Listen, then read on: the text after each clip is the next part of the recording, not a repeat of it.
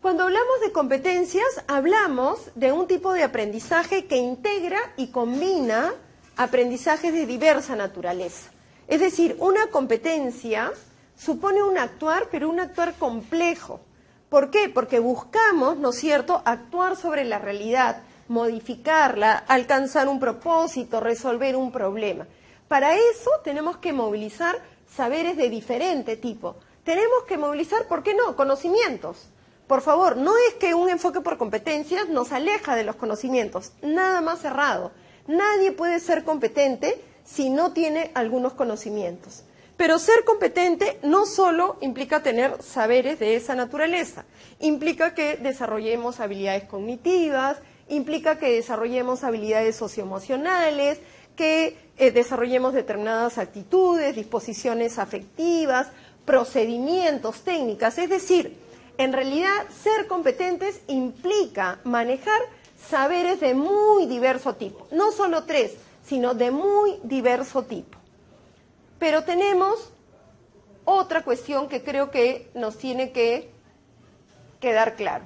Bueno, antes de la otra cuestión, quizás en este esquema nos pueda servir para concretizar qué cosa es una competencia. Una competencia, entonces, es un actuar sobre la realidad y modificarla. Es decir, es lo que las personas hacemos, ¿no es cierto?, para modificar la realidad. ¿En qué sentido? ¿Para resolver un problema o para lograr un propósito? Para hacer todo esto, hacemos uso de saberes diversos, que en este caso, miren, están representados con una mochila. Si algo podemos regalarle a nuestros niños o niñas, es llenarle las mochilas. ¿De qué? De un conjunto de saberes que les permita ser competentes. Pero estos saberes tienen que ser aplicados, ¿no es cierto?, con pertinencia a contextos específicos. Es decir, mientras más competentes somos, podemos utilizar nuestra competencia en cualquier contexto y hacerlo de manera pertinente. Ahora, la pregunta es, ¿qué hacemos los docentes para desarrollar la competencia? Porque no es tan sencillo, ¿no? Si fuera tan sencillo ya hubiéramos resuelto nuestros problemas hace mucho tiempo. Para ayudar a trabajar, ¿no es cierto?, las competencias, es que estamos trabajando con este concepto de capacidad. Pero estamos trabajando con este concepto de capacidad bastante más amplio que en lo que está en el actual DCN. Si ustedes ven, en el actual DCN tenemos una serie de capacidades que normalmente vinculan una habilidad cognitiva con un conocimiento. Si podemos leer acá, lo que decimos es que la capacidad, ¿no?, o las capacidades son saberes delimitados, es decir, más pequeños que una competencia, pero de diverso tipo. Es decir, yo me pregunto, cuando yo digo, hablemos como conversamos comúnmente, cuando yo digo, Lupe es capaz de resolver sus conflictos de manera pacífica, cuando estamos diciendo es capaz, estamos hablando de su capacidad de resolver conflictos, no estamos pensando que Lupe solo tiene conocimientos o que Lupe solo tiene habilidades cognitivas. Todos sabemos que para resolver conflictos tenemos que tener algunas actitudes, tenemos que tener algunas habilidades socioemocionales. Si yo no soy capaz de ser empático con el otro, no voy a poder resolver mis conflictos de manera pacífica. Si no soy capaz de hablar asertivamente, entonces no seré capaz de resolver mis problemas de manera, o mis conflictos de manera pacífica. Entonces, tenemos que tener claro que en una capacidad se incluyen igualmente habilidades cognitivas, habilidades relacionales, habilidades socioemocionales, disposiciones afectivas, conocimientos. ¿Cuál es la diferencia con la competencia? Que son más delimitados. Entonces, ¿la idea cuál es? Muchas veces a mí me gusta hacer la analogía con una pirámide, ¿no? Una pirámide tiene varias paredes, pero las paredes están inclinadas, ¿no es cierto? ¿Cómo construimos la pirámide? No podemos construir una pared y construirla completa y después las otras, porque se nos caen, ¿no es cierto? Entonces la pirámide la vamos construyendo con todas las paredes. Eso es la capacidad, son esas paredes que vamos a ir construyendo. pero que todas juntas, es la que nos permiten llegar a la pirámide. Es decir, nos permiten ser competentes. Un ejemplo claro con esto tiene que ver, por ejemplo, con la producción de textos. Ya no con la comprensión, sino con la producción. Yo me pregunto, nosotros los adultos, para escribir algo, ¿qué hacemos? ¿Qué hacemos? Lo primero que hacemos es, ¿de qué quiero escribir? ¿Qué idea quiero decir? ¿Cómo comienzo? ¿Qué voy a decir a la mitad? ¿Cómo voy a terminar? Todo eso, ¿qué capacidad es? Es la capacidad de planificar. Luego que hemos planificado nuestro texto, lo tenemos que escribir. Esa es la capacidad de textualizar. Pero ahí termina todo. ¿Qué hacemos los adultos si realmente tenemos que entregar un documento importante? O estamos escribiendo una carta importante para alguien. Claro, ahora será a través de la computadora, pero finalmente escribimos algo. ¿Qué hacemos? Lo revisamos, ¿no es cierto? Es decir, hacemos una reflexión sobre nuestro texto, ¿no? Lo revisamos a ver si está completo. Si todo lo que queremos decir está, si hemos usado los signos de puntuación adecuados, si estamos usando los conectores adecuados, ¿no? Entonces, para hacer cada una de estas cosas necesitamos conocimientos, necesitamos habilidades cognitivas, pero también necesitamos disposiciones afectivas. ¿Cuántos de nosotros hemos tenido alumnos que realmente dicen, oye, pero él sabe escribir muy bien, pero ¿cuál es su problema? Que no tiene ninguna disposición a revisar su texto. Entonces, ¿es competente? No. Tendrá todas las habilidades cognitivas, pero si no tenemos la disposición a revisar lo que hacemos, no terminaremos de ser competentes porque esta capacidad estará incompleta. Entonces, ¿qué son las capacidades? Estos saberes delimitados, ¿se acuerdan? Esto es de la producción escrita de textos, ¿no? Entonces, esta es la competencia, y esta competencia tiene sus capacidades, que son también saberes diversos, ¿no es cierto? Pero son únicamente estas tres, no son más. ¿Por qué? Porque estamos asumiendo otra manera de mirar la capacidad. Ustedes me dirán, ya, qué bacán. Pero, y ahora dime, yo enseño en 5º grado de primaria, ¿qué hago? Otro me dirá, yo enseño en tercero de secundaria, ¿qué hago? Justamente para eso, ¿no es cierto?, tenemos los indicadores.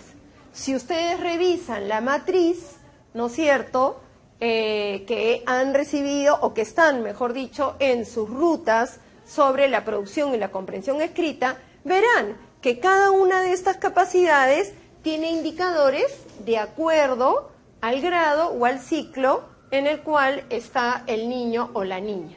¿Qué cosa quiere decir esto entonces? Que los indicadores son evidencias del avance que estamos teniendo en las distintas capacidades que nos llevan de una manera conjunta luego a ser competentes, en este caso, por ejemplo, en la producción de textos. Entonces, repito, los indicadores, ¿qué son? Son evidencias, son desempeños que esperaríamos ver para que nos indique que este niño o esta niña está avanzando en la planificación, está avanzando en su capacidad de textualizar, está avanzando en su capacidad de reflexionar, de revisar sus escritos. Básicamente, esos son los cambios que queremos dar.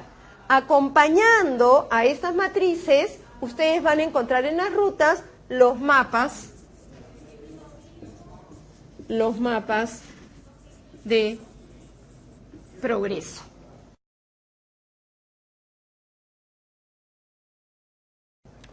¿Cómo es la relación? Vamos a ver acá otro ejemplo. Acá tenemos la competencia de, el aprendizaje primero para ubicarnos, tiene que ver con poder comunicarnos.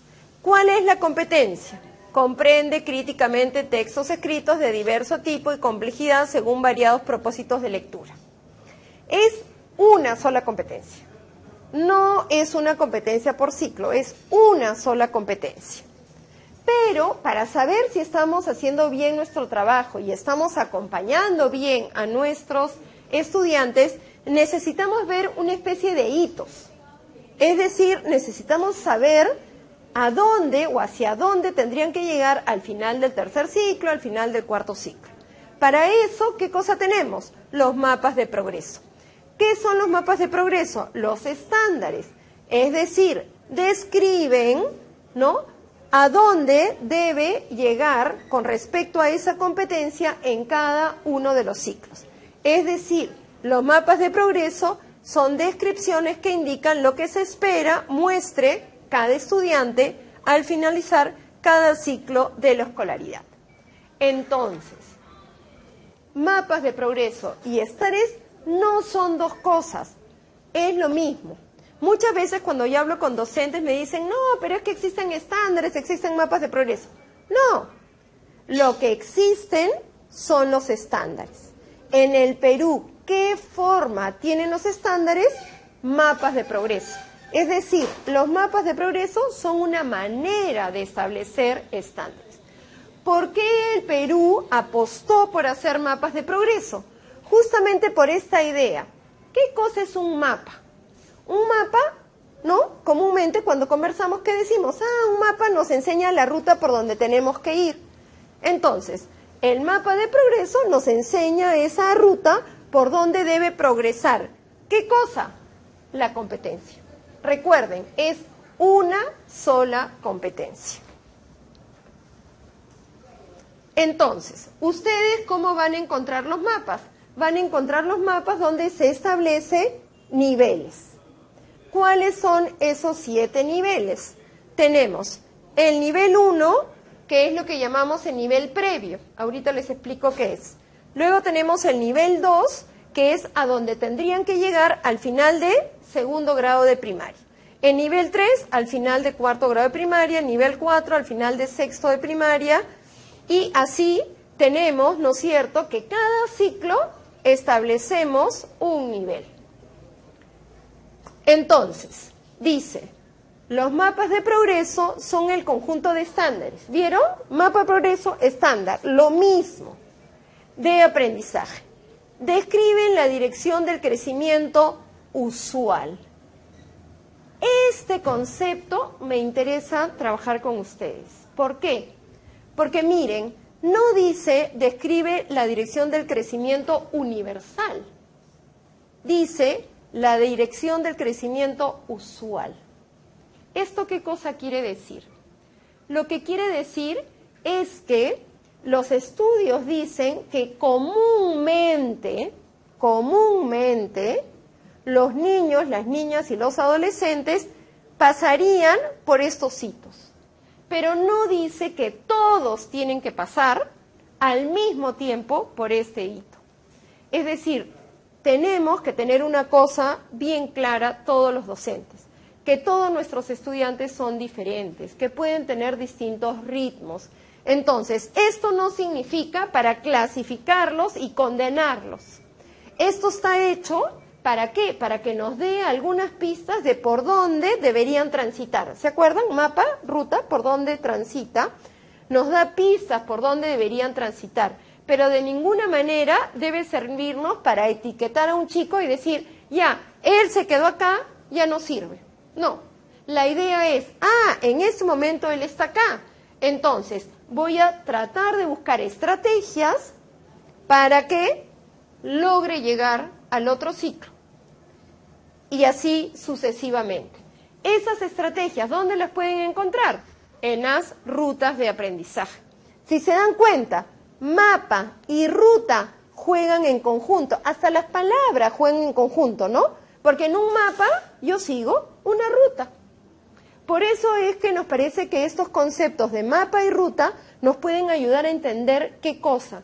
Que nosotros los docentes tenemos que saber claramente por dónde tenemos que transitar para llegar o para apoyar, mejor dicho, a nuestros estudiantes a que lleguen al final de su escolaridad al nivel de la competencia que esperamos que tengan todos los y las adolescentes cuando salen del quinto de secundaria.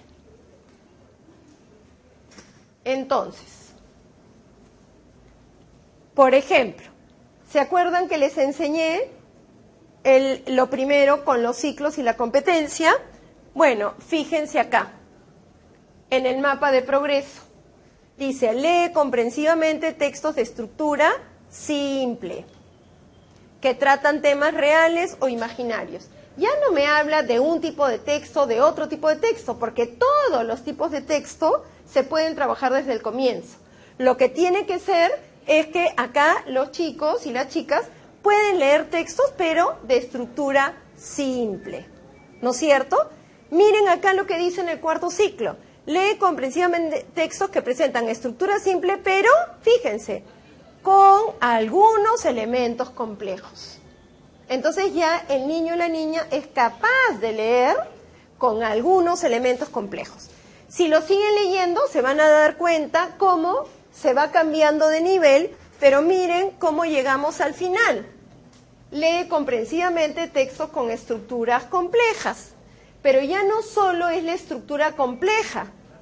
Miren lo que sigue, que desarrollan temas diversos, con vocabulario variado y especializado. Miren cómo comenzaba. Decía, con palabras conocidas e ilustraciones que les ayudan a entender aquellas palabras que no conocían. Entonces, ¿cuál ha sido el esfuerzo? El esfuerzo es que los mapas de progreso muestren esa clara secuencia, que haga el aprendizaje algo que sea amable para los niños y las niñas. Para decirlo de otra manera, ¿cuántos de nosotros estamos acostumbrados a subir los escalones de 3 en 3, de 2 en 2, es decir, a trompicones? A algunos nos resulta. Bueno, todos los que hemos estado en aula tenemos aquel alumno o alumna destacada. Pero la verdad es que la mayoría de nosotros, cuando queremos ir de 2 o de 3 escalones, nos caemos. A mí, cuando estoy apurada, me pasa siempre, termino golpeándome. Pero bueno, cuando un adulto se golpea, no pasa mucho. ¿Qué cosa pasa cuando un niño o una niña se golpea? ¿Qué cosa pasa? Abandonan. No quieren seguir intentando. No quieren sentir que no pueden hacer las cosas. Entonces, ¿por qué hacer que se golpeen? Lo que necesitamos hacer es ayudarlos a subir escalón por escalón. ¿Para qué? Para que se sientan contentos a la hora de aprender. Cuando alguien se frustra, deja de querer hacer las cosas. Con esto no quiero decir que algo de frustración o de tolerancia a la frustración debemos tener. Todos debemos tener algo de tolerancia a la frustración. Pero tener algo de tolerancia a la frustración no significa que nos caigamos cada vez que queremos subir la escalera. Entonces, ¿qué es lo que estamos buscando? Tener claro cuáles son las competencias. Tener claro que es una sola competencia. Tener claro cuáles son las capacidades. Esas 3 en este caso, en otras competencias serán 4, 5, pero esas únicas capacidades que tenemos que trabajar a lo largo de la escolaridad. Es diferente que un docente piense, tengo que trabajar 10 capacidades y que ni siquiera me las acuerde, a que yo diga, oye, yo tengo que trabajar que mi estudiante planifique, textualice y revise. Y todos tenemos que trabajar lo mismo. Pero no solo es que nosotros sabemos. Lo más importante es que los chicos y las chicas sabrán. Yo me pregunto, si ustedes, ahora que comienzan, ¿no es cierto?, las clases el 10 de marzo los chicos, van a una clase de comunicación y le dicen a los chicos, a ver, en la competencia de producir textos, ¿cuáles son las capacidades que tienen que desarrollar? Bueno, puedo apostar lo que quieran a que los chicos no van a saber. ¿Por qué? Porque son capacidades cada vez diferentes y son muchas capacidades. Ahora lo que queremos es que tenga claro este concepto de capacidad como un saber completo y que cualquier chico diga, oye, si a mí me piden que escriba algo, yo siempre voy a pensar, primero tengo que planificarlo, luego tengo que escribirlo o textualizarlo y luego tengo que revisarlo. Entonces, queremos que tanto docentes como estudiantes sepan qué tienen que hacer. Nuestro esfuerzo ha sido, después de mirar cuáles son las competencias y cuáles son sus capacidades, graduarlas bien, hacer una buena secuencia. Ese esfuerzo se ha materializado en los mapas de progreso, donde me establecen cuál es el gran hito al cual yo llego cada ciclo. Pero los docentes en el aula no solo podemos planificar en base a esto, a lo cual tengo que llegar dentro de 2 años. Entonces, ¿qué se ha hecho en la ruta? En la ruta se han hecho las matrices para que veamos cómo cada capacidad tiene sus distintos indicadores. Entonces, los docentes podemos planificar para trabajar en algunas sesiones la planificación con estos indicadores, la textualización con estos otros indicadores, la reflexión con estos otros indicadores. Pero una cosa sí les quiero decir. Nuestra meta final no es cada indicador por separado. Nuestra meta final, ¿qué cosa es? La competencia. Entonces, podemos ir trabajando, sí, con indicadores, trabajamos con alguna capacidad, hay veces con 2. Pero, ¿qué cosa es lo esencial? Que cada cierto tiempo regresemos al todo. Es decir, que pongamos una situación suficientemente compleja que nuestro o nuestra estudiante tenga que producir el texto sin nosotros. Y tenga que imaginar que tiene que planificarlo, que tiene que textualizarlo, que tiene que revisarlo o reflexionar sobre lo que ha escrito. Si no ponemos esas situaciones, no vamos a cambiar de enfoque. Vamos a seguir trabajando a partir de capacidades, a partir de indicadores. Es decir, ¿queremos que nuestro estudiante sepa planificar? Claro que sí, pero ¿para qué? Para que pueda producir el texto. Por eso es que todo nuestro trabajo tiene que comenzar con una situación compleja que lo lleve a querer aprender cómo se hace todo esto y terminar con esa situación compleja donde él o ella se sienta satisfecho del esfuerzo realizado para poder alcanzar ese reto que él o la docente le estaba poniendo.